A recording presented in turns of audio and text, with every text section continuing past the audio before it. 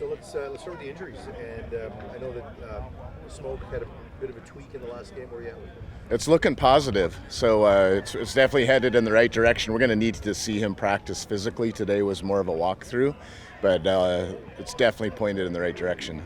He's such an explosive, twitchy player that if any of that is diminished by the leg injury, is it better to sit him, or like you need to see him? Yeah, we want to be smart with it too. We don't want it to be a lingering injury, but all indications are after our doctors checking it out, it looks pretty good. But we need, like I said, we need to see him practice. But we will definitely be smart with it. Keon Hatcher getting him back this week. It looks like it's going that way. Just what can you tell us? Yeah, he's going to be a go unless there's some type of setback in practice. We fully anticipate Keon going. What does he do for you offensively? Well, he's just an all-around football player. He's a tough guy, willing to do whatever it is. Obviously, he's a good receiver, but beyond that, he's willing to block or do whatever he needs to do. And the guys definitely respect him as a player, and he's physical. And so, we'd be lucky to have him back. How about this matchup? Two unbeaten teams. And you obviously went through this last week with Winnipeg, and now you got Toronto coming up.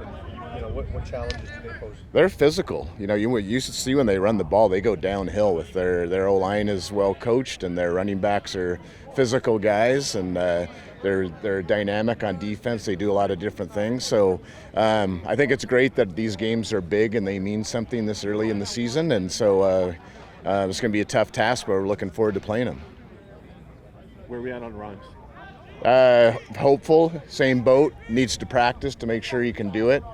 He was out here today in a walkthrough scenario, but we need to see him physically do it. But if I was guessing, I would say the guy's playing. How excited are you to see the group together finally as one? Good. Yeah, we had a few days in training camp like that, but we haven't had enough of them. So we wanted to be smart with Hatcher and let him get fully healed, which it looks like he is. But it'll be fun to see the group that we originally started training camp with. I want to ask about your defense. And you went through a lot of growing pains in your first year as a head coach, bringing in a lot of young guys defensively. What is this?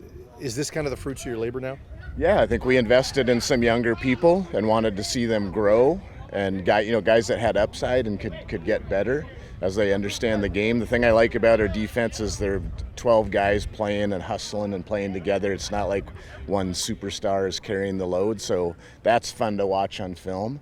I'm also proud of the whole defensive staff. RP deserves a ton of credit, totally, but it's also our whole defensive staff as they've worked together now, and they're just more efficient on how they work and they understand each other better. So I think that's been a huge positive to it as well. It feels like this is a group that's been built, not bought.